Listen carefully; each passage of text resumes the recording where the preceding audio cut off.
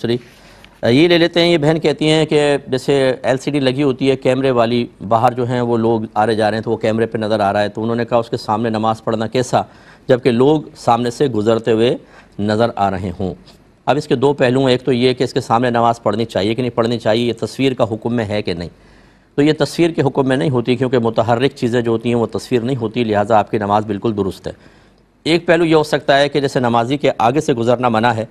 تو ہم ایسی جگہ اگر نمازی کھڑے ہو کر نماز پڑھے کہ لوگ آگے سے گزرنے پر مجبور ہوں تو گناہ نمازی پر ہوتا ہے.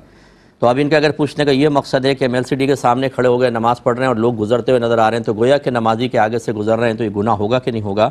تو یہ نہیں ہوگا, کیونکہ وہ تو فزیکلی طور پہ واقعی کوئی آدمی آپ کے سامنے سے گزرے, یہ تو باہر کہیں گزر رہے ہیں, وہ آپ کے سامنے سے نہیں گزر رہے, تو وہ تو اسکرین پر کیم کے ذریعے نظر آ رہے ہیں, تو لہٰذا اس پہ وہ شرعی حکم نہیں ہوگا. ایک تیسرا پہلو یہ ہو سکتا ہے کہ دونوں چیزیں ہٹا دیں,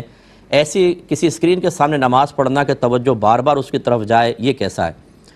تو دیکھیں پڑھنا تو جائز ہے, نماز بھی ہو جائے گی, لیکن خلاف سنت اور مکروہ ہوگا, اور خاص طور پہ جب آپ کی توجہ بٹے بار بار اس طرف جائے تو اس میں کراہت اور زیادہ بڑھے گی. ایسی جگہ کھڑے ہو کر نماز پڑھنی چاہیے کہ انسان کی توجہ نہ بٹے, مکمل توجہ آخرت کی طرف ہو, نماز کی طرف ہو, قرات کی طرف ہو, ارکان کی ادائیگی کی جانب ہو, تو وہ نماز کامل ہوتی ہے, جس کو ہم خشوع و خضوع کے ساتھ نماز پڑھنا کہتے ہیں. تو لہذا اس صورت میں تو نہیں پڑھنی چاہیے, مناسب نہیں ہے, لیکن اگر کسی نے پڑھی تو بہرحال نماز ہو جائے گی, فرض ادا ہو جائے گا. یہ کہ بھائی کہتے ہیں کہ امام صاحب نماز پڑھا رہے تھے, وہ